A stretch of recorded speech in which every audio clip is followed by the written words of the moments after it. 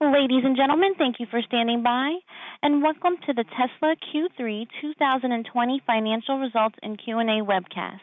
At this time, all participants are in a listen-only mode. After the speaker presentation, there will be a question-and-answer session. To ask a question during the session, you will need to press star 1 on your telephone.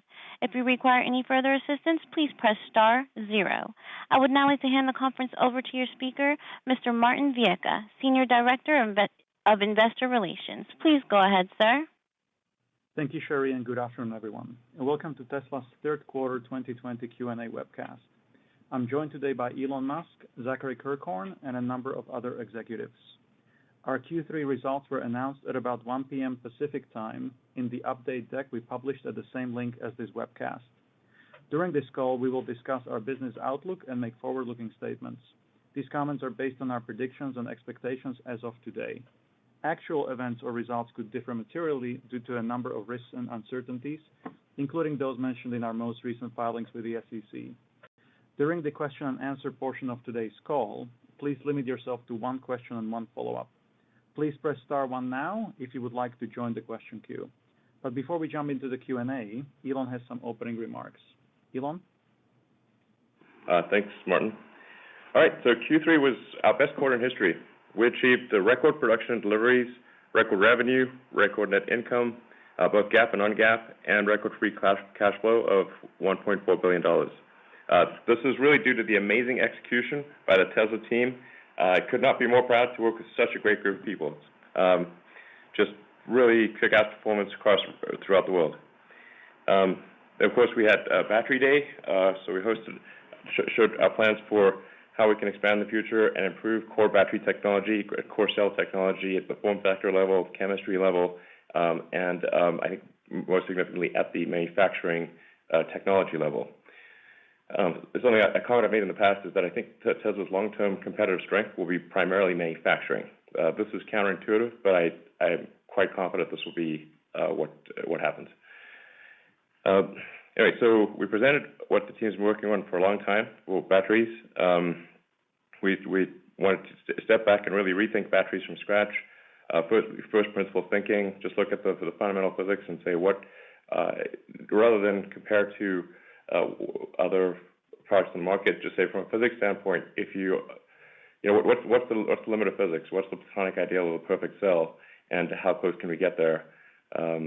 That was our aspiration, and I think we've got a pretty good approach to it, which will only get better over time. And we went through all of the engineering solutions for every important part of battery design and production, and we'll continue to iterate on that and just recursively improve the core cell and battery technology. The result we think in a few years will be batteries that cost half as much and where the capital expenditures required are a third or less of what they are today. And we expect Giga Berlin will see our first battery cell production line at scale. Regarding the full self-driving beta release, the Autopilot team, again, just a really all-star team. I spent a lot of time with the Autopilot team, and there's just a lot of really talented people in that team who've worked incredibly hard to get the beta release out. So I just really like to thank them for their hard work, and it's just a very smart group of people. So I think we're starting very slow and just very cautiously because the world is a complex and messy place, and so we put it out there last night, and then we'll see how it goes, and then probably release it to more people this weekend or early next week, and then just gradually step it up until we have hopefully a wide release by the end of this year. And of course, as the system collects more data and it becomes more robust. It's sort of like, how does Google as a search engine get better? It's because everyone is programming it by asking it questions all the time and clicking on particular links. So it's got this great feedback loop, and that makes it an extremely effective search engine. It's the same thing for autonomy. Having on the order of 1 million cars that are providing feedback and specifically feedback on strange corner case situations that you just can't even come up with in simulation. This is the thing that is really valuable. It's not like the obvious stuff. Obvious stuff you can do in simulation. But weird corner cases, only reality can give you that. So but we're able to say, okay, we need to train a situation and look for examples, so we can then train against those examples and improve some very esoteric corner case. Also important to emphasize that this is a generalized neural net-based approach. There is no need for high-definition maps or a cell phone connection. So the system is designed such that even if you have no connectivity whatsoever and you're in a place that you have never been to before and no Tesla has ever been there, the car should still be able to drive, just like a person. That is the system that we are developing and aiming to release this year. Then in terms of capacity build-out, we're making progress on 3 major factories. We're continuing to expand Shanghai significantly, which is going incredibly well. The Tesla China team is just, incredibly good.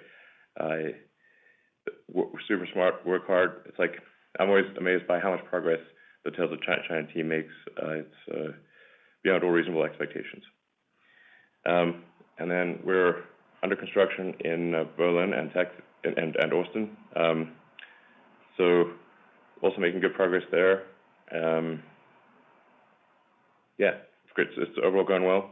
I should make the point that for Berlin and Austin, we do expect to start delivering cars from those factories next year, but because of the exponential nature of the spool up of a manufacturing plant, especially one with new technology, it will start off very slow at first, and then become the output will become very large. Just in general, manufacturing follows the S curve, and and I think sometimes people, if they haven't spent a lot of time manufacturing, kind of think that once you have a factory, you can just sort of turn it on and it's at capacity. But it will typically take about 12 to 18 months to reach capacity, and that is a very fast period of time, especially for new technology. So, yeah, I'd say 12 to 24 months even. So generally what I see is the manufacturing capacity is underestimated in the beginning for quite some time. Then it's sometimes overestimated because this is an S-curve. It goes exponential to linear to logarithmic. It's actually an incredibly hard thing just bringing a production plant to volume technology. Because you can actually think of it like you've got, to first order approximation, 10,000 unique parts or processes, all of which operate on an S-curve, and with a bunch of uncertainty, and you can just slide 10,000 S-curves on an X-axis, and that's what bringing up a large automotive plant is like. And which one's the laggard, which one's the leader? It's very difficult to tell, and it's constantly changing. So it's really one of the most difficult challenges I've ever seen. So let's see. In conclusion, thank you. All we've achieved would not be possible without the incredible hard work of tens of thousands of Tesla employees and all the people at our suppliers as well. I'd like to thank our suppliers. We continue to grow as fast as we can while focusing on cost control and improving quality. And ultimately, the best company will be that which makes great products at an affordable price, and that is our goal. I think I've never felt more optimistic about the future of Tesla than I do today. I'd also like to thank investors who have stuck with us through thick and thin.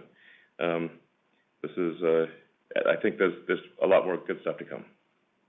All right, with that, we can move to questions. Thank you, Elon. I think our CFO, Zachary Kirkhorn, has some opening remarks as well. Okay, sure. Sure. Yeah, thanks, Martin. Overall, our financial health continues to rapidly improve, with Q3 being another great quarter on nearly all dimensions, as Elon has mentioned.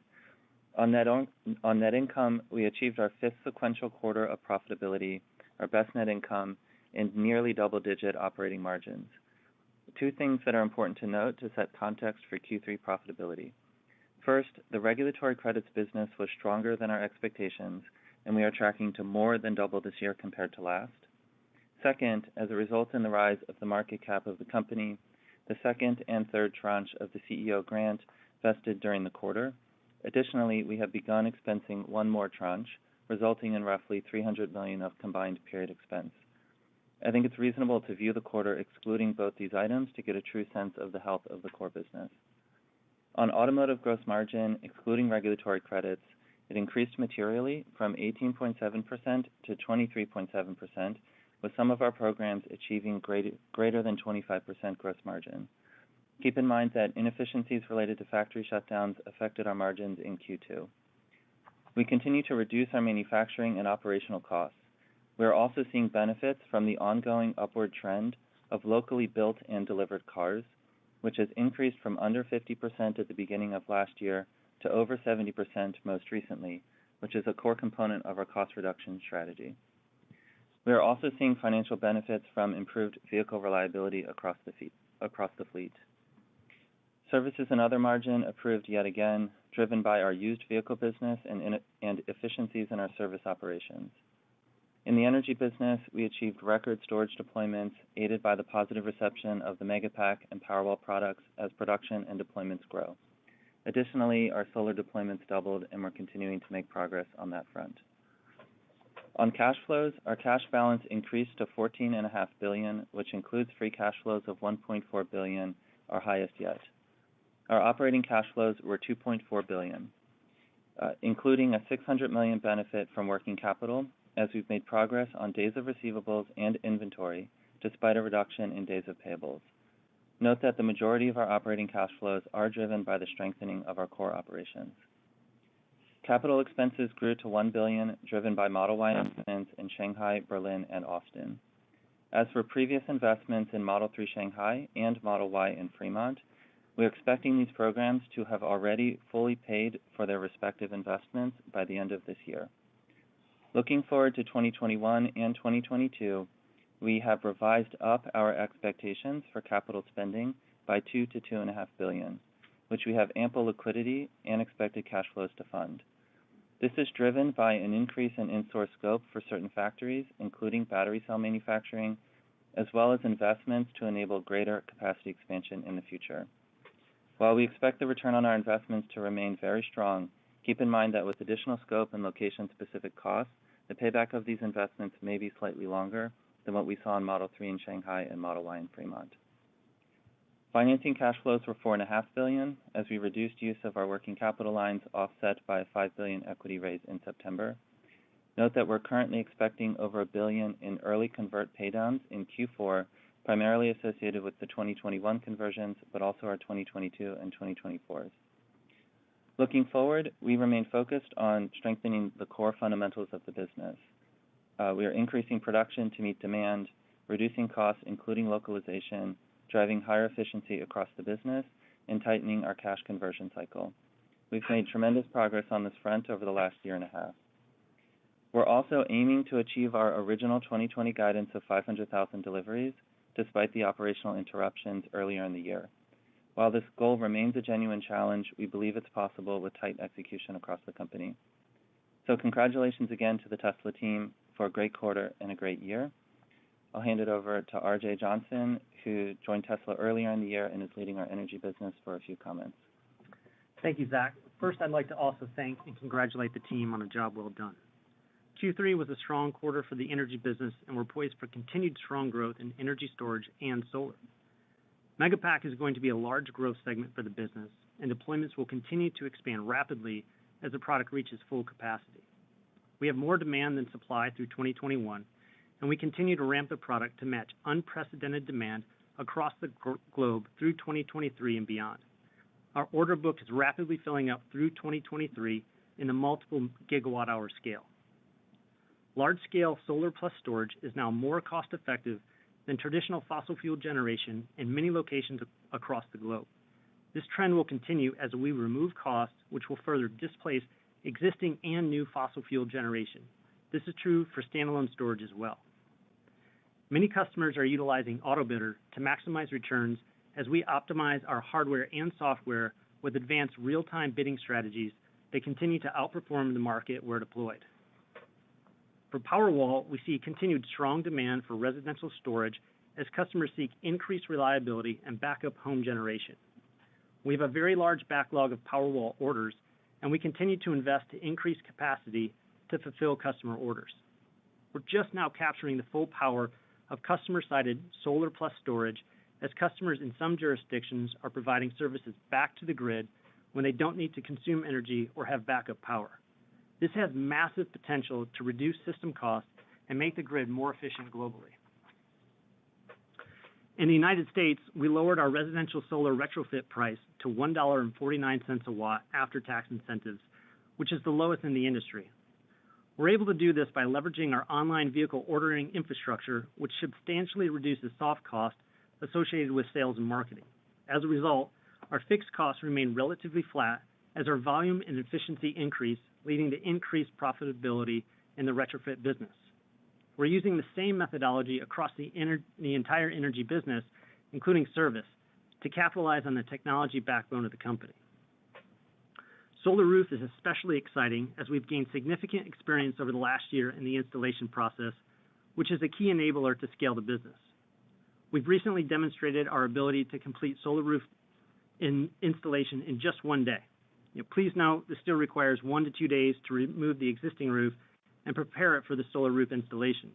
Clearly, there will be a range of installation times based on size, complexity, weather, and other factors. Overall, our reduced installation time provides a better customer experience and will enable the business to grow exponentially as scale effects allow for increased efficiency. In closing, we believe the energy segment is poised for a strong growth as we continue to focus on increasing scale while reducing cost to maximize profitability. I want to thank the team again for their hard work, and I look forward to another strong quarter ahead of us. Thank you very much, everyone. And let's begin with questions from set.com. The first question from retail shareholders is Tesla planning to start 4680 cell production at Vega, Berlin at the same time as vehicle production? Can Tesla share more information on what products will use the battery cells from the pilot line in Fremont?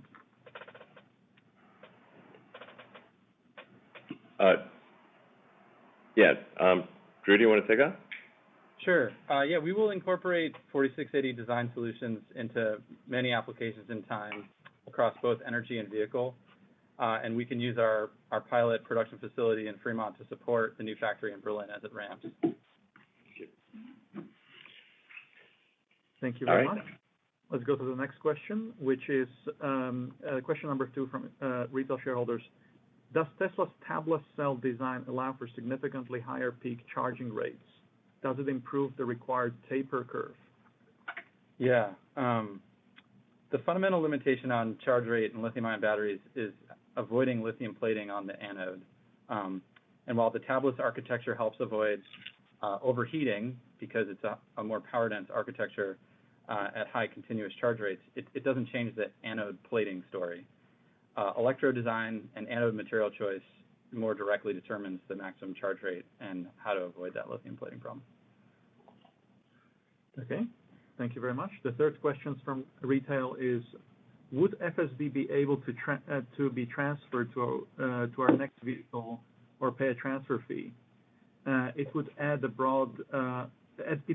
a brand loyalty, the same way gaming companies and cell phone companies keep you in their ecosystem by letting you transfer purchases to upgraded hardware.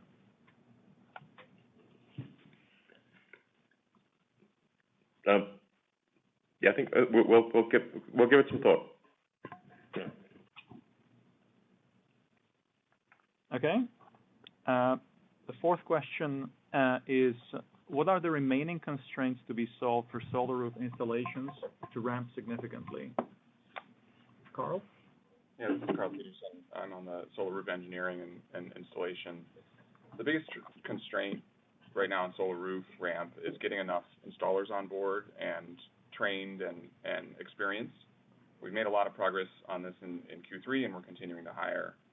The next opportunity is improving the material flow on the job site. We've talked about this a lot in the factory as well, that setting up the right packaging, kitting, so that every installer on the roof has the parts they need at their fingertips. Also, we've had great response from third-party roofing contractors as they're ramping up installations for Solar Roof on their customer homes, which is a big source of future growth.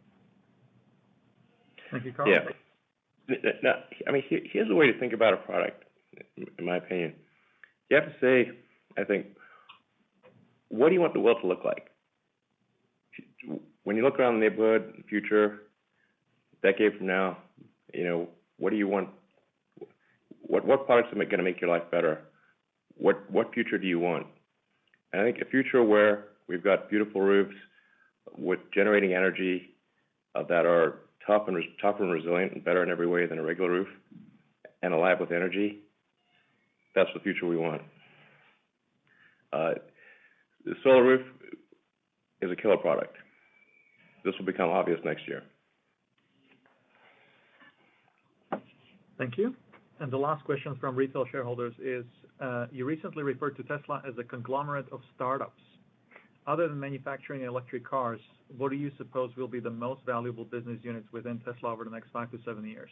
Could you envision any of them ever spinning out from Tesla? Well, yeah, I was thinking about this today. I mean, there's probably in excess of a dozen startups effectively in Tesla. Every major product line is a startup. Every big new plant is a startup.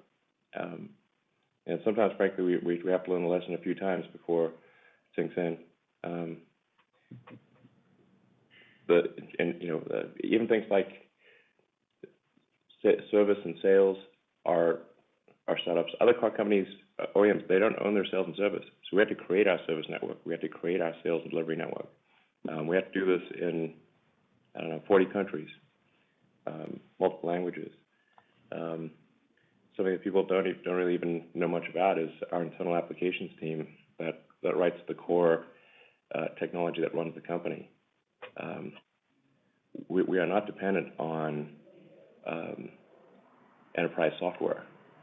Like, for those who understand what this means, this is a very big deal.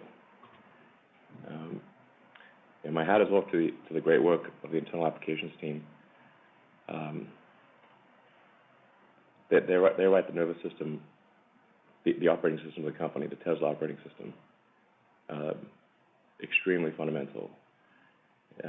Obviously, insurance is substantial. So insurance could very well be, 30-40% of the value of the car business, frankly. And as we've talked about before, with a much better feedback loop, instead of it being statistical, it can be specific. Now, obviously, somebody does not have to choose our insurance, but I think a lot of people will. It's going to cost less and be better, so why wouldn't you? Then the whole autonomy thing is a startup. The computer chip designing our own computer chips was a startup. Obviously, cells are a startup.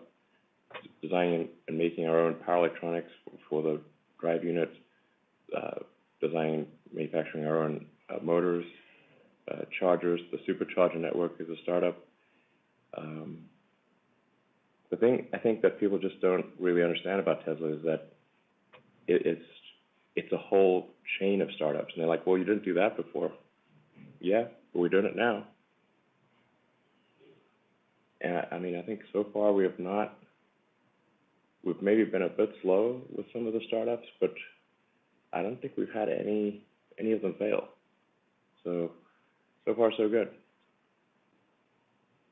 No plans to spin anything out. That just sounds like added complexity. Thank you very much. Let's go to institutional investor questions. The question number one is, as a bridge to the ride-hailing network, could you leverage the insurance product to give customers the ability to rent out their vehicles via the app? thereby enabling the car to make money for them. So basically proprietary version of two-row.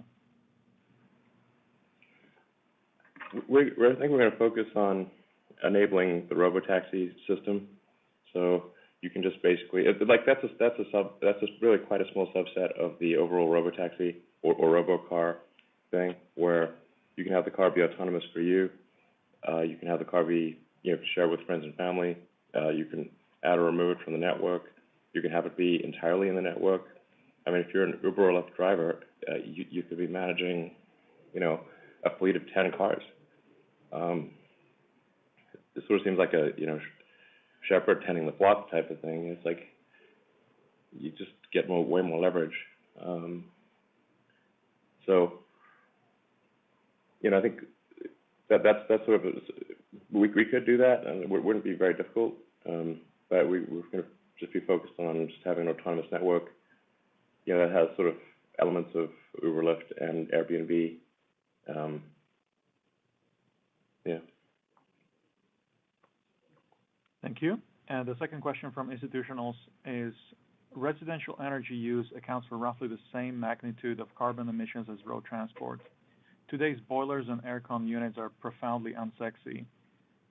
Could you elaborate on hints that HVAC advances with the Y could also find use in a domestic system? Yeah. Go ahead, Drew.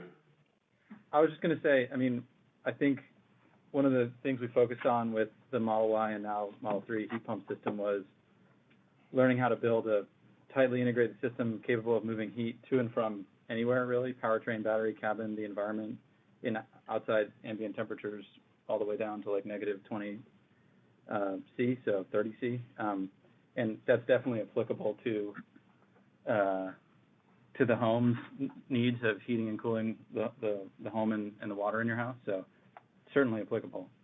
Elon? Yeah, absolutely. I think like the heat, for the heat pump in the car, being able to use the battery as both a thermal and an electric energy reservoir is very significant. Same thing could be applied to a home with the water heater, and the battery pack itself, of course.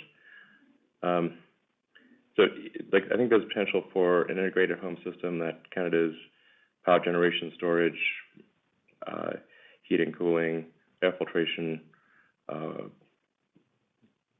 water purification in a really tight package. We don't actually have like a prototype or anything, but I think conceptually that is something that would be probably good to have. Thank you. The third question from institutionals is, if meeting your long-term volume targets requires price reductions that preclude you from achieving your low double-digit stated margin targets for the autos business, will you still reduce prices accordingly?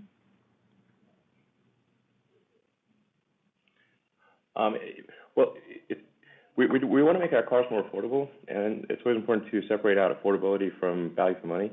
If the car is too expensive or any given product is too expensive, and people don't have enough money in their bank account, they simply can't buy it, no matter what the value proposition is. So it is important to lower the prices in order to such that people can literally just have enough money to buy it. I do not think we lack for desire for our products, but we do lack for affordability. And so we have to improve the affordability of our products so they are not out of reach of people. We want to bring them more in reach over time, but also improve our cost of production. Obviously, we get hopefully a little bit better every year, or sometimes a lot better. And in terms of margins, all of these margins are going to look pretty comically small when you factor in autonomy. Yeah, two things I'll add to that. Without a doubt, we're moving forward to push as much volume as we reasonably can. So Elon talked to earlier kind of how the S-curve and the timeline of incremental factories looks like, and so we're moving full speed ahead with as much volume as we can reasonably move forward with. The second comment I'd make is if you just look at the journey of the company over the last year and a half, we have grown volumes and grown gross margins despite a number of price reductions over that period of time, and we've kept OpEx fairly stable during that period of time as well. And so the key is what Elon mentions here. I mean, we have to improve the affordability of the vehicle. We have to also continue to make progress improving the cost structure of not only COGS, but of OpEx, which we've demonstrated over the last year and a half, I think quite successfully, and improve the value of the vehicles at the same time. So in addition to reducing the cost of the car, we're making the cars better. And that's the formula to sell the volume. That's what we're focused on. Thank you very much. The fourth question from institutionals is, at what point do you expect to have enough internal or external battery capacity to start ramping up stationary storage deployments again? Yeah, we're ramping up stationary storage a lot. So, I mean, it's approximately doubling. We expect it to approximately double next year. So that's pretty good. And hopefully we can accelerate that in years to come. And approximately doubling it this year too, so the growth. Yeah. I mean, if you just keep doubling things, pretty soon you hit the mass of the universe, and we'll need to start, turning Jupiter into cells. And the last question from institutionals is, manufacturing is hard, delays happen. What contingencies do you have in place to ensure that bottlenecks that you might encounter while ramping internal cell production will not preclude you from your ability to hit your Model Y production volume targets in Berlin and Texas? Yeah, so I think we've tried to de-risk 2021 so that there's almost no dependency on our internal cell production. It's very, very small. The internal cell production will help us ramp in 22, but we're not dependent on it for 21. And to de-risk the manufacturing system itself, that was one of the reasons why we located our pilot production facility here in Fremont, so we can rapidly iterate on manufacturing scale-up challenges, provide rapid feedback to the design of both the product and the equipment. Yeah, and our pilot line is pretty big as pilot lines go. It will be in the top 10 cell factories on Earth, I believe. Yeah, that is true. Our subscale one, yeah. So. Thank you very much. And now we can go to questions from analysts online. Cherie? Thank you. Again, we remind you to please ask one question and one follow-up question. Our first question will come from Rod Lache with Wolfe Research. Please go ahead. Hi, everybody. Just wanted to ask about the targets from your battery day. Looked like you could be approaching something like 20 million vehicles by 2030 if you hit those goals. Could you maybe share with us a little bit more of a midterm target, like where would you be by 2025, and maybe give us a little bit more insight into the investment required to get there, just to put that extra $2 to $2.5 billion per year into context. Yeah, I mean, I think the tricky thing with trying to predict things midway through an exponential is that if things are doubling every year or even just growing 50%, then if you shift one, plus minus 1 year, it has a huge effect on the number. So then it sounds like, wow, you either massively exceeded or massively undershot. But it's actually what's going on is a giant S-curve. So a whole bunch of pretty big S-curves that integrate into a gigantic S-curve. So that's why it's difficult to predict the middle. And I'm not saying for sure we'd hit 20 million vehicles, but it does seem like a good goal to have, because that would mean that we're replacing 1% of the global fleet per year. And it's difficult to say that are we really changing the world if we're not switching out 1% of the global fossil fuel vehicles? I mean, I'm not sure that we can make that argument unless we change at least 1% of the vehicles per year. So that's where the 20 million vehicles per year comes from. It's like 1% of 2 billion vehicles, which is the global fleet currently. The global fleet is growing, so it'll probably be a bit bigger in the future. So, Okay. it's hard to say. It's like, I don't know, map an S-curve to a $20 million vehicle target in 2030 and move the slider around and see what that number looks like. Mm-hmm. That will give you about as much insight as we have. Okay. And just secondly, if solid-state lithium metal were to become viable, could you just maybe just pass along your perspective on that, and would you be able to repurpose most of what you're putting into place for changes in technology? Yeah, I mean, answering the first part, the cell production system is fairly agnostic on anode, cathode, electrolyte, separate, that kind of thing. We could change, and we will change and upgrade the all aspects of the cell. And we could, for example, make iron phosphate or nickel manganese or something like that. It's quite adaptable. So I wouldn't say it's just too much to worry about. The lithium, like a pure lithium anode, is maybe not. It's not it's not as great as it may sound.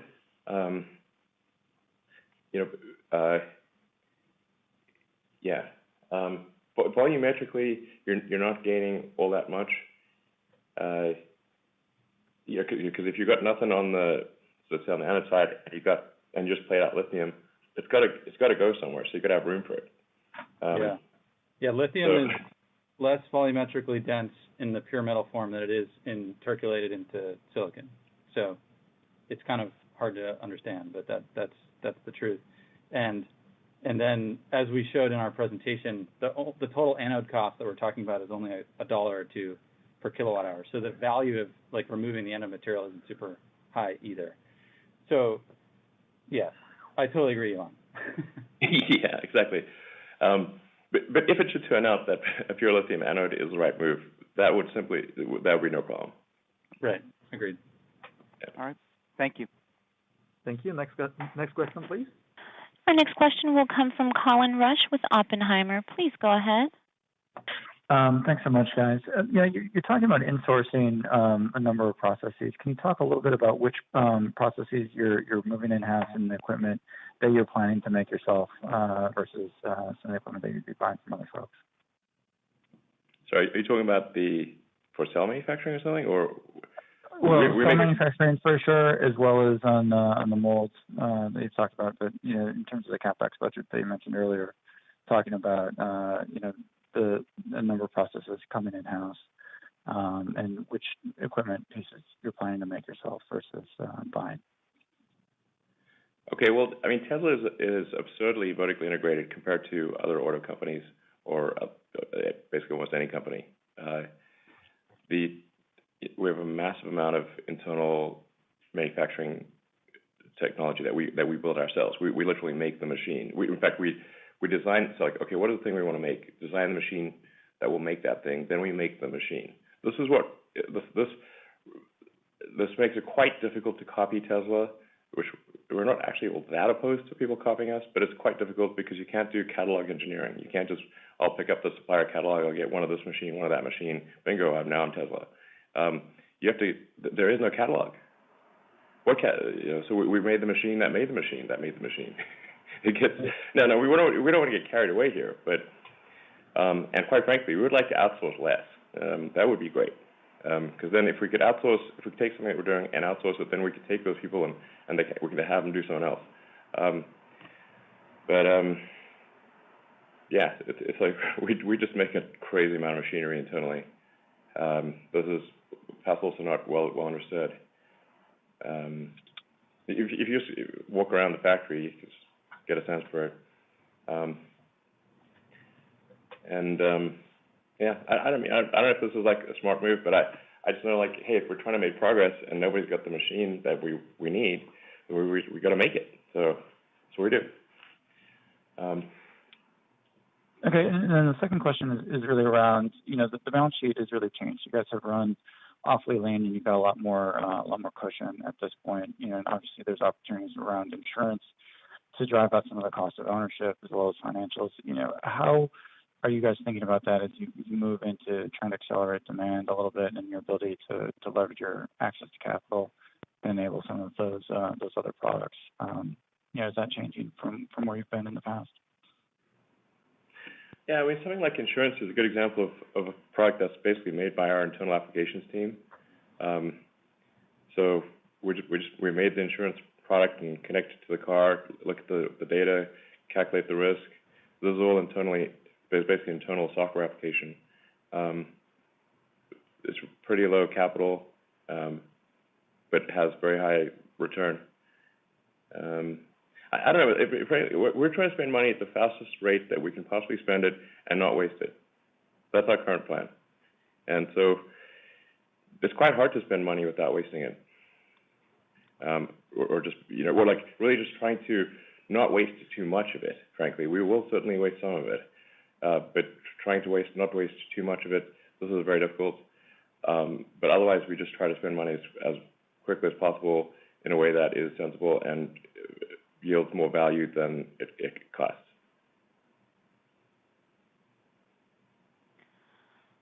Thank you. Our next question will come from Adam Jonas with Morgan Stanley. Please go ahead. Hey, Elon. Question on LiDAR. If LiDAR were totally free, would you want to use it in your cars near term? Would that tech significantly help Tesla in the training of your neural network for FSD? I mean, totally free? Probably not. I think even if it was free, we wouldn't put it on. Okay. Let's follow up then.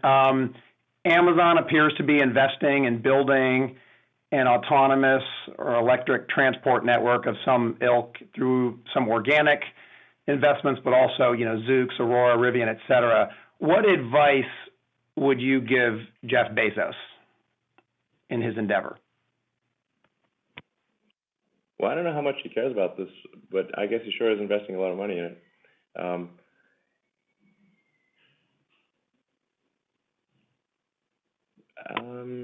I mean, I think he obviously needs to vote for, if you care about autonomy, you need to focus on vision, because the entire road system is based on passive optical. So you have to solve passive optical to have a self-driving system that is a generalized solution. And once you solve passive optical, you've solved self-driving, so why bother with anything else? Thanks, Elon. Thank you. Let's go to the next question, please. Our next question will come from Pierre Ferragu with New Street Research. Please go ahead. Hey, thanks a lot for taking my question. A very simple one. You haven't talked that much about the Cybertruck today, and I was wondering how the ramp of that product is looking like, when we should see the product hitting the road, and how fast you expect to ramp volumes. And I have a quick follow-up. Sure. I was in the studio actually on last Friday with Franz and the team, just going over sort of some improvements to the Cybertruck. Generally at Tesla we really aim to make the car that is delivered better than the car that is unveiled. Because it always drove me crazy. Car companies would unveil these awesome-looking cars. And you're like, great, can't wait till I make that. And then the car they actually make is like much worse, and that is it's like really disappointing. So, man, we always want to make the car that we deliver be better than the car we unveil, and that's the goal with the Cybertruck. So there's like a lot of small improvements compared to what was unveiled. I think it's going to be better than what we showed, yeah, it's cool. It's going to be made in Austin, so it's dependent on completing that factory. And there are obviously new technologies with the high hardness kind of armored exoskeleton. This is never been done before, so there'll probably be some challenges along the way. And obviously something that's extremely high hardness and difficult to scratch or dent is also difficult to form. So there's some manufacturing challenges there. That's why it's so planar. Although it also looks good, I think, from a planar standpoint. Yeah, if all goes well, we'll be able to do some Cybertruck deliveries towards the end of next year. Yeah, so it's difficult to predict. I would say there's probably a lot of deliveries in 22 and some deliveries towards the end of next year if things go well. Okay. And now I'm trying to get a sense of how next year is going to look like. So if I look at your production capacity at the end of this year, it's going to be almost 850,000 units on an annualized basis. And you're going to increase capacity in Shanghai, open Berlin. You say today you would open Austin as well. So you're probably going to end the year above 1 million units. And so am I right thinking next year we should expect you to deliver like somewhere like between 840,000 and 1 million cars during the year? Yeah, well, go ahead, Zach. Yeah, we'll provide guidance on 2021 after next earnings call. I mean, it's in that vicinity. Yeah, you're not far off. Thank you. Thank you. Our next question will come from Dan Levy with Credit Suisse. Please go ahead. Hi, good evening. Thank you. Just wanted to start with a question on the quarter. Zach, maybe you could give us a sense of where directionally Model Y and China Model 3 gross margin was in the quarter relative to Fremont Model 3, and then just a little more color on the gross margin in the quarter. Was this just purely a function of higher volume, or was there also FSD revenues? Just puts and takes on the gross margin in the quarter. Sure. On your question about FSD, there was a small amount of deferred revenue released. Is not particularly material in the $10 million range for the quarter. With respect to product margins, what we're seeing across the board is just continued reduction in cost, really across every product. Shanghai continues to make good progress there. Model Y cost is also coming down quite quickly as we ramp that, but we've guided in the past that Model Y cost should be roughly equivalent to the Model 3 built-in Fremont cost. It's not quite there, and it's also a bit of a moving target. As Model 3 Fremont cost comes down, Model Y also has to come down with that. But we're generally seeing strength in Shanghai margins, strength in Model Y margins, and not too far off of it, we're seeing strength in Model 3 Fremont and S and X margins. So overall for the quarter, I think it was quite a good story for the products. Great, thanks. And then just as a follow-up, wanted to ask about your strategy in Europe, and I think your strategy generally has been you cut costs, so that allows you to cut price, and you can generate the extra volume. And I think that's what we're seeing in China, and the use of LFP. That's a good example. So once you ramp in Berlin, what's a reasonable expectation of what pricing might look like in Europe, and how flexible are you going to be on pricing, to generate incremental reg credits? So margins out of the gate that are a little low, but that are then used for the reg credits that help to offset that.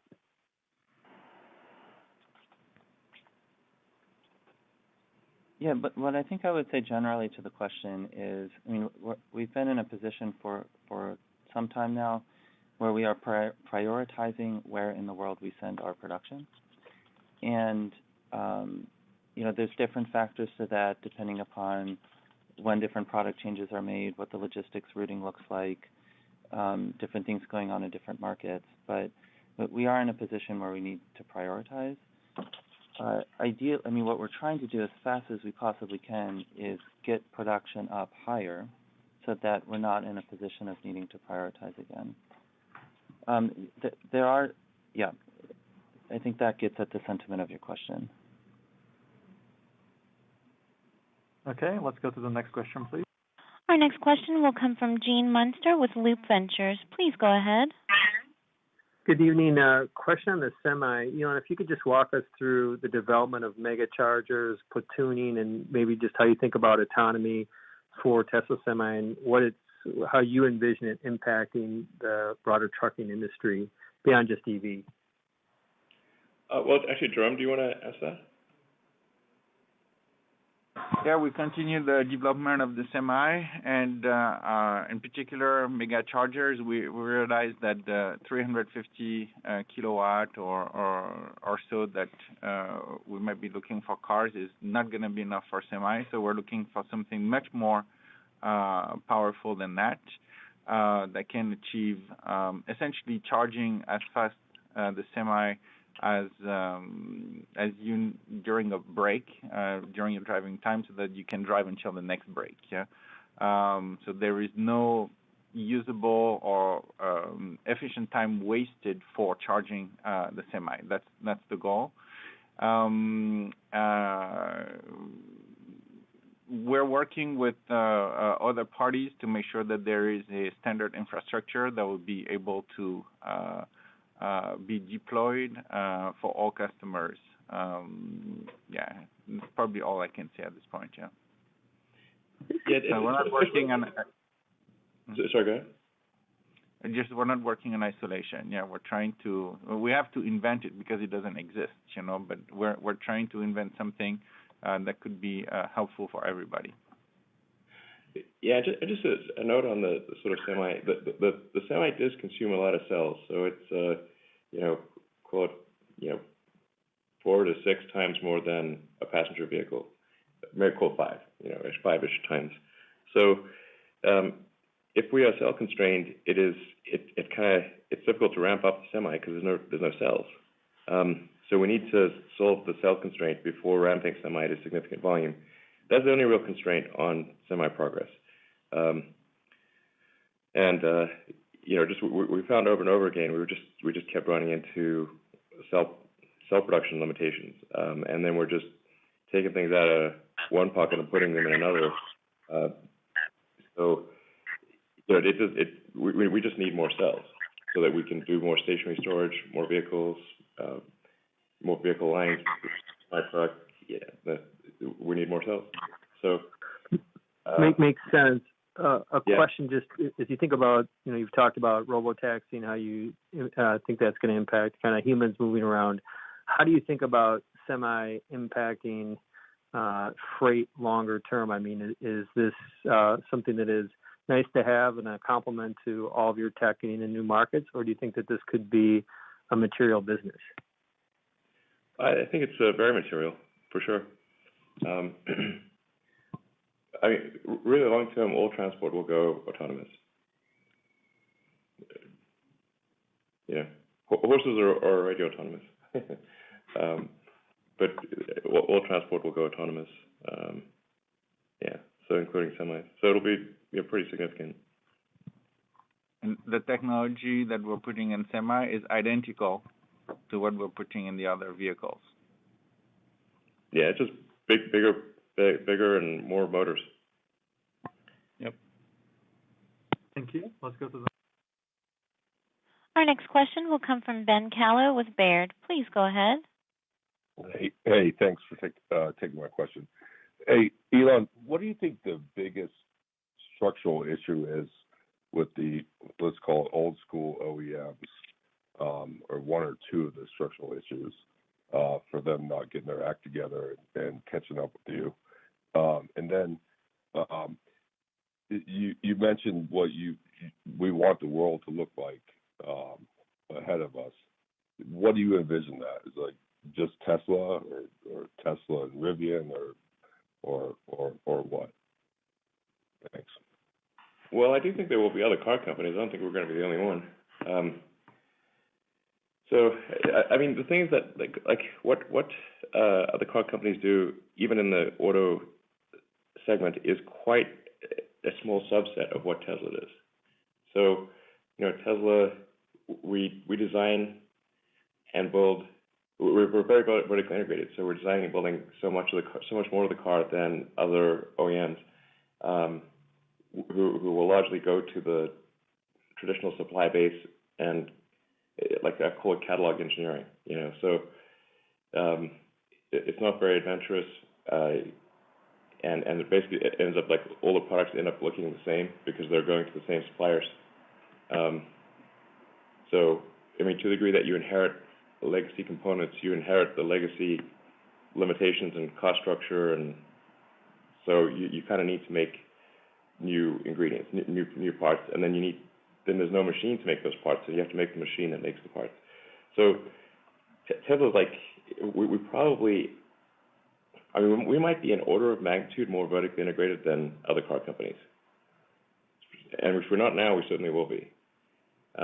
And then we also have to create, like I said, our sales and service and distribution system in, I don't know, something on the order of 40 countries. At some point it'll be over 100 countries, whereas the other car companies do not own their sales and service and distribution. So, they kind of, assemble parts from a supply base and then hand them to a dealer base. So it's just like, it's not just it's like comparing Tesla to a car company, like just comparing just really one facet or dimension of Tesla. We're like maybe 10% in common with other car companies. Thank you. Let's go to the last question, please. And our final question today will come from Philippe Houchois with Jefferies. Please go ahead. Yes, thank you for taking my questions. I've got two. The first one for me is try to understand your business model for stationary storage. Have your thoughts on it? I mean, there are two broad directions for me. One is selling hardware, which is a bit of a cost-plus business.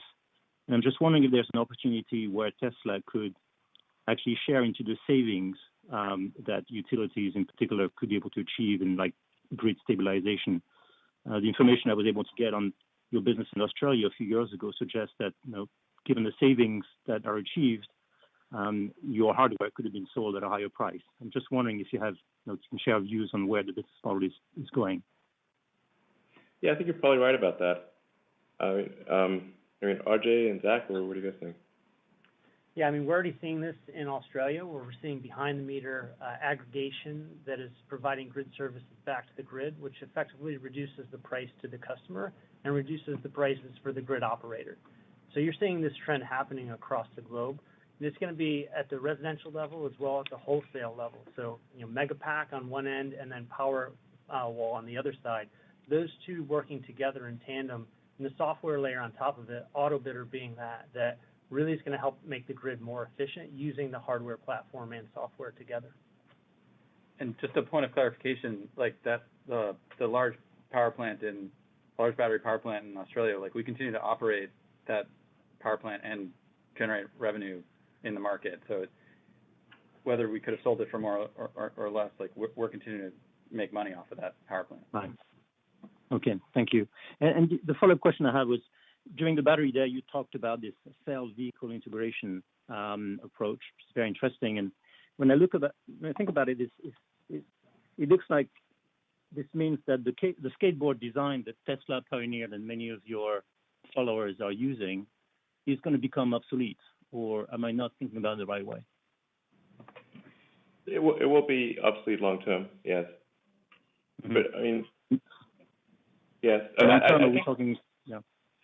I mean, several years from now, it's not like existing cars stop having value. It's just that that if you have a structural pack where the pack is contributing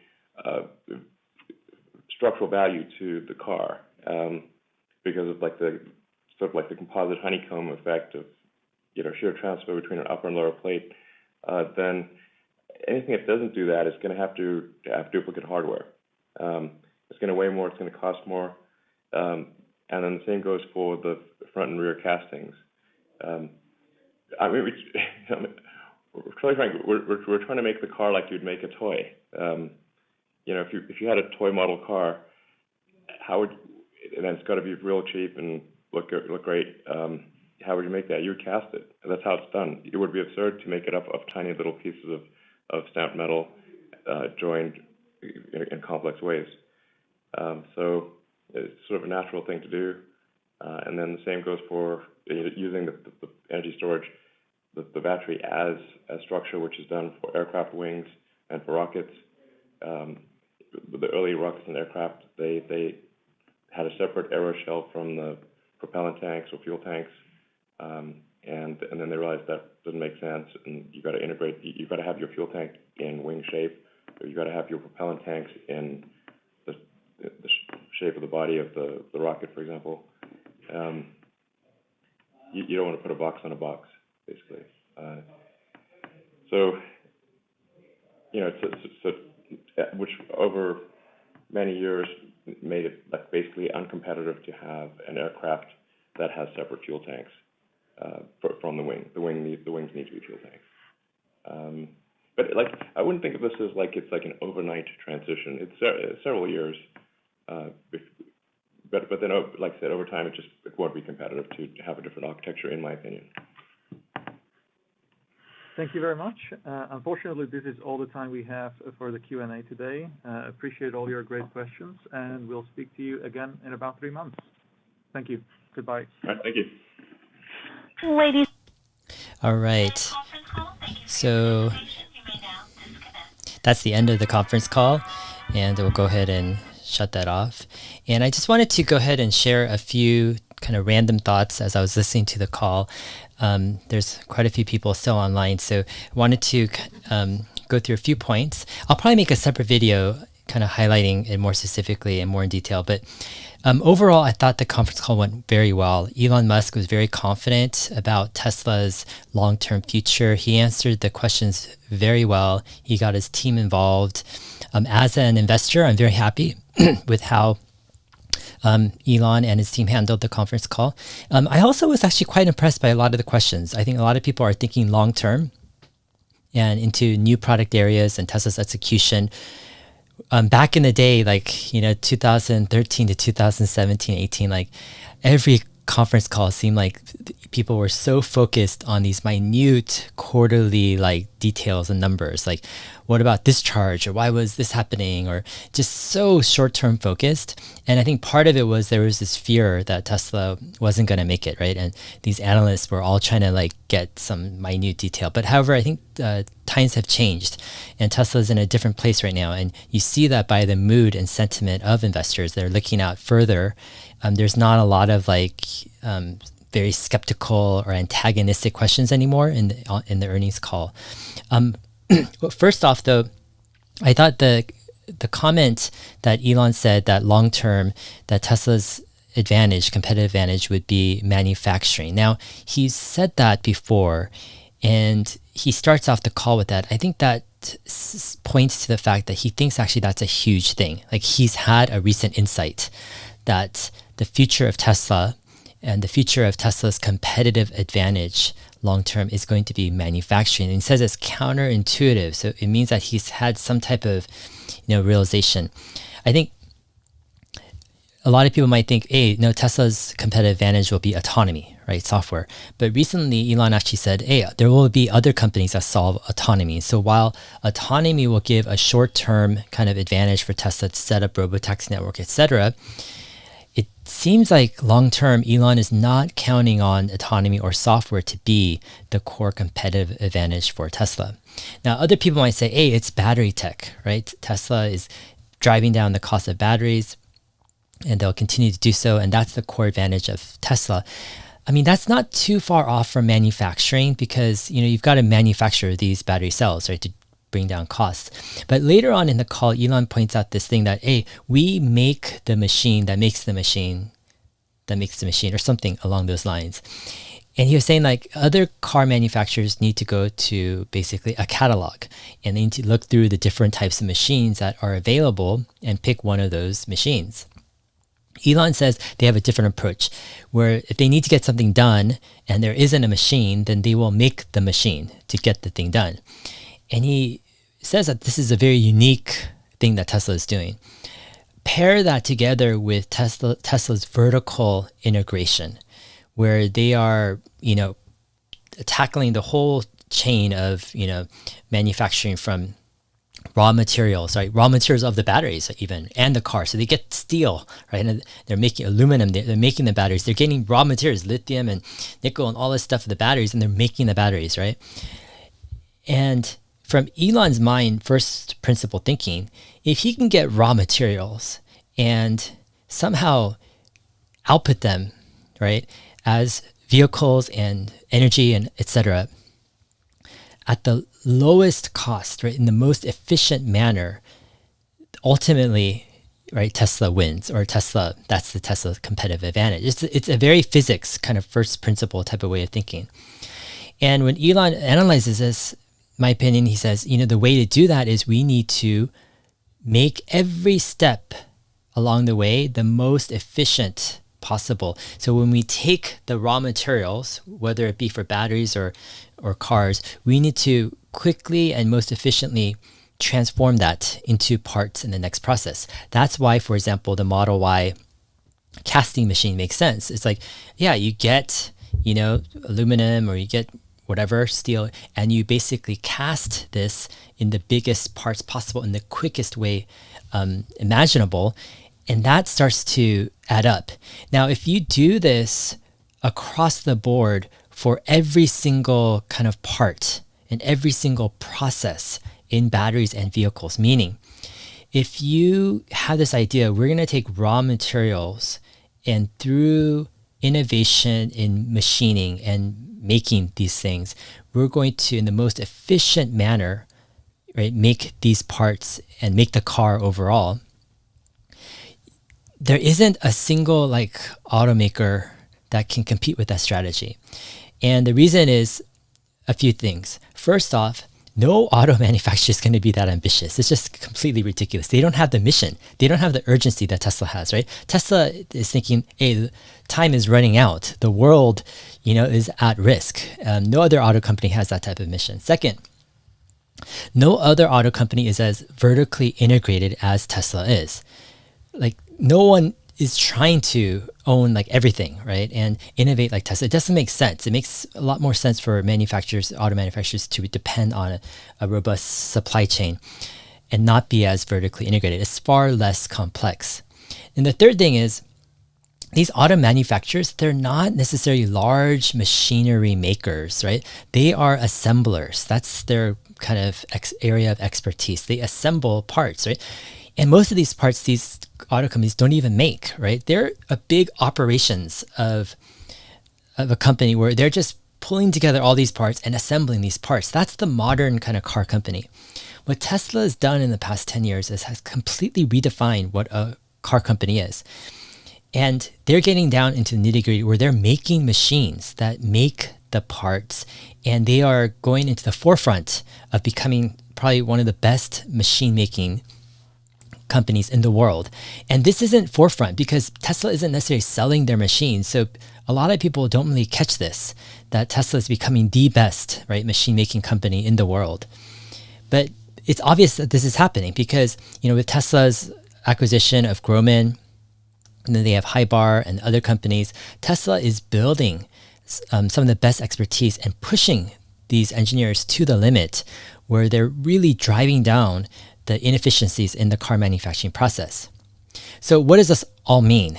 What this means is that Tesla going forward is kind of like a ruthless, focused company that's going to, I think, get more and more into machine making, more and more into making the parts, more and more into making every single thing as efficient, as cheap as possible. And the conglomeration of all of these processes put together will make Tesla into a company that is very difficult to emulate. I mean, it's very difficult to compete with, especially as Tesla gets more scale. Because as they grow in revenue, all of that cash flow gets implemented or gets reinvested into more innovation, and their machines and their process gets better and better. How does a new startup, how does an existing car company compete with this? It's just tough to do so. And I think that's one of the reasons why Elon Musk comes across during this conference call as very confident. He says there's never been a time where he's been more confident in the future of Tesla than now. And it's because all of these pieces are coming together. Now, the second thing, number two, kind of interesting point I noticed was he talked about how Tesla is a conglomeration of startups. And I thought this was a great question. It was actually by a friend of mine named Emmett. I hope to actually interview him on my channel soon. But the idea is, Tesla is not a normal kind of company. This is a very innovative company that has so many branches and divisions of separate type of companies working on things. And to hear Elon kind of and his thought process of breaking down each level of innovation, each category of innovation, and what each division of Tesla does, and how it really is a separate company, right? Each of these divisions. And when you pull them together, they all provide a type of synergy and they work off of each other. For example, Tesla, when you take just one of these divisions, let's say supercharging, right? Or their battery cell division, or let's say auto manufacture or autonomy. Any one of these divisions by themselves actually could be quite large businesses, right? They could supply the entire auto industry hypothetically. They could be multi-billion-dollar companies with their own public stock trading, etc.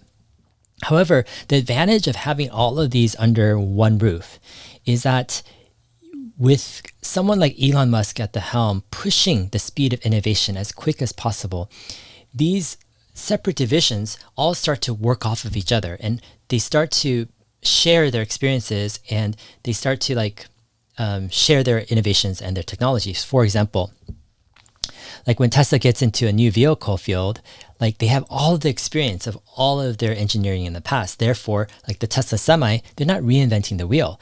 The Tesla Semi is actually an easier product to do than a typical passenger car because there's less safety requirements from the government. So Tesla's sticking in their existing screens, their existing software, sticking in their existing seats, probably putting in Model 3 motors or bunch of battery packs that they already have. And it's actually, what other company can do what Tesla does, right? Just leverage their existing, product line. The third thing I found kind of interesting about this conference call was the whole HVAC question. And Elon was saying, it kind of makes sense if Tesla had a product where it combined energy storage, energy generation, so solar roof, power wall in your house. It linked everything to a home air conditioning system that does air conditioning and heating, that can control each room on and off, that could also purify your water and can actually purify your air at the same time, with a HEPA filtration system. And when I think about this, I'm thinking, what is Elon describing here? He's describing almost the whole house. I mean, you're talking about the roof, you're talking about the electrical system in a sense with providing energy, you're talking about air conditioning and heating, right? You're talking about purifying the water, purifying the air, etc. I mean, there aren't a ton of things left. I mean, sure, you've got drywall and framing and foundation, etc. Of course, you've got the sewer system, etc. But in some ways, it's like Tesla, I don't know if they want to, but if they go into refrigerators and washer, dryer, and dishwasher, etc., it's like you have a Tesla home, literally your entire house is Tesla. And I'm not sure if Tesla really wants to go in that route per se, because they need to focus on things that really move the needle. They need to focus on ways that can really speeden up the world transition to sustainable energy. So they will go for the biggest bang. And I'm not sure washer, dryer is the biggest bang. Maybe dryers actually, who knows? I mean, but it's interesting to think about all this. And it's interesting that Elon is saying that they don't have a prototype yet. And what that means is it's in Elon's head, basically. They don't really have a team of engineers working on it yet.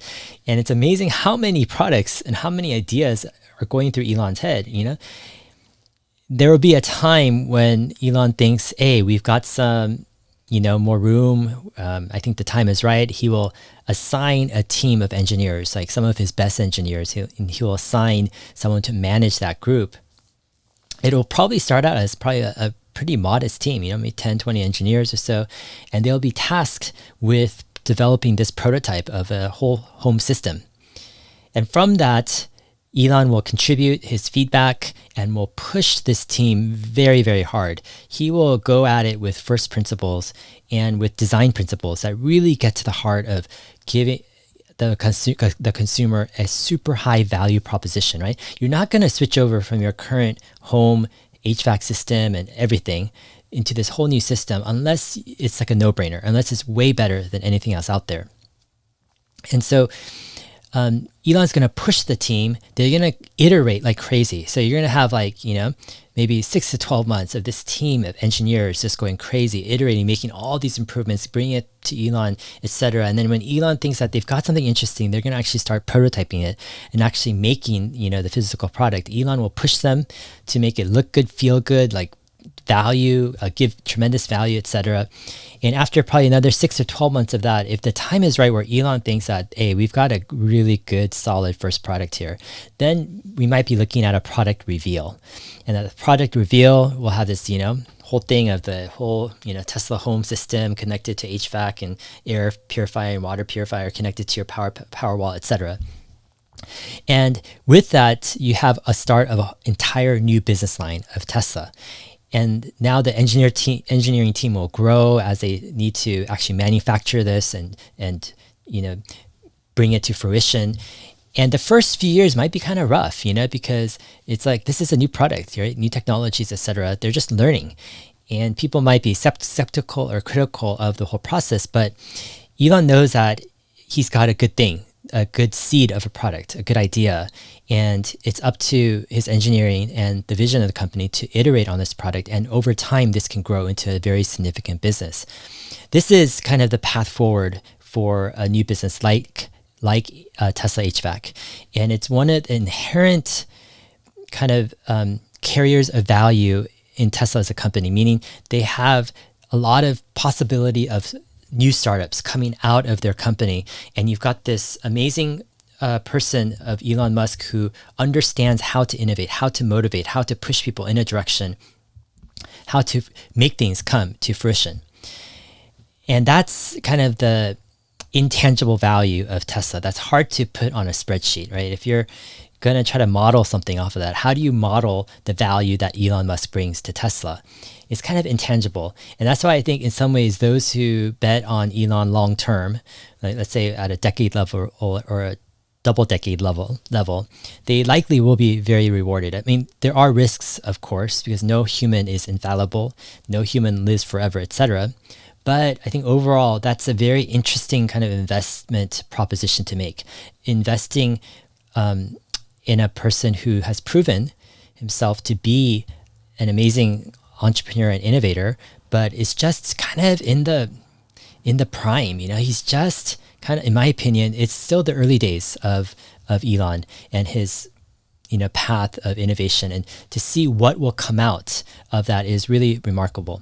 And I think a large part of that innovation and the experiments and the inventions that Elon has will come out of Tesla. And of course, there's SpaceX, and I think SpaceX is another amazing, interesting, company. But I think in terms of terrestrial transportation, right, all forms of transportation on Earth, right, with the exception of rockets, as they move toward going electric, that's where Tesla's innovation is going to shine. As the world moves to sustainable energy, that's where Tesla's innovation is going to shine. And yeah, I think those, at least that's how I feel. I feel my personal investments in Tesla, since like 2012, going forward, I'm very, at peace with them, just because it feels like this isn't the later stages of Tesla, right? We're still in the early stages of what Tesla can be, and also how Elon can lead the company. A third or fourth thing, actually, that stuck out is Elon's mention of how the way to make a product stick out and how to make a product like really compelling is to ask the question, what kind of future do you want? I thought that was an interesting kind of point of view. And he's mentioned this before in other times, but he kind of gets at the crux of why Tesla's products shine, why Tesla's products really stand out in terms of quality, performance, just the feel. You feel like in a Tesla product, there's a lot of care, right? And a lot of attention to detail. You feel like you are on the cutting edge, right, of product and technology. And the reason is it's birthed out of a paradigm. It's birthed out of a philosophy. And the philosophy is not being satisfied with the status quo, not being limited by the limitations of the status quo, but rather rethinking, putting yourself outside of the box and imagining the future for what it should be and what you want the future to be, and then coming back to reality and breaking through the status quo challenges. Like that's the whole context, that's the whole strategy that Tesla employs. And this is actually really, really difficult to do because it's not easy, right? The easier thing to do is to take what's possible, to take what's achievable, to take the current situation, the status quo, make the best thing you can, and to compete with other companies, right? And to try to be the most competitive company out there. For Tesla, they're playing a different game. You know, they're not trying to be the best auto company. They're not trying to compete with Toyota and Honda and Porsche and whatever, Audi, whatever. They're not trying to play within the realm of the limitations of the status quo and make money and be a great company. Tesla is pulling themselves out and they're saying, what are the biggest problems our society, what are the biggest problems that humanity faces? And in light of those problems, what kind of future do we want? Like, are we happy with the course of direction that the future of humanity is headed toward? And if we're not happy about that, what direction do we want humanity to head? And can we make that happen? Like, can our company contribute to altering the course of society and humanity? Like, tell me, like, how many companies are really thinking on that type of level? It's like part like philosophical, part like historical, you know, like future thinking, but it's got this very tangible practicalness to it, where after describing and actually grabbing, you know, making sense of the future that we want a future of sustainable energy. We want a future of clean air, right? We want a future where our climate is more stable and our earth is more healthy. With that, Tesla brings it down and says, okay, now the path forward to do that is we've got to, you know, move to sustainable energy. What can we do about it? And that's the mission in the context of Tesla and why they're doing what they're doing and how they come up with the products that they come up with. Tesla's not just trying to make a great car company. They're just not trying to, like, you know, beat out Toyota as the largest or most valuable car company in the world. That would be a failure in Tesla's overall mission if they didn't significantly, right, move the needle to transition the world to sustainable energy. Yeah, some of this stuff is really interesting. Yeah, I could go on, you know, for a very, very long time. I feel like I can go on for hours, especially after hearing like a conference call like this. I'll go ahead and stop here because, yeah, I'll probably, you know, need some time for to make a video or two later today or tomorrow about the earnings call and the shareholder letter. But anyways, yeah, go ahead and if you haven't subscribed, I encourage you to do so. We're looking at Tesla. We're looking at investment topics, not just Tesla, and the potential out there from different angles. And go ahead, like this video so you get more people to watch it, and we'll see you in my next video. Thanks. Bye.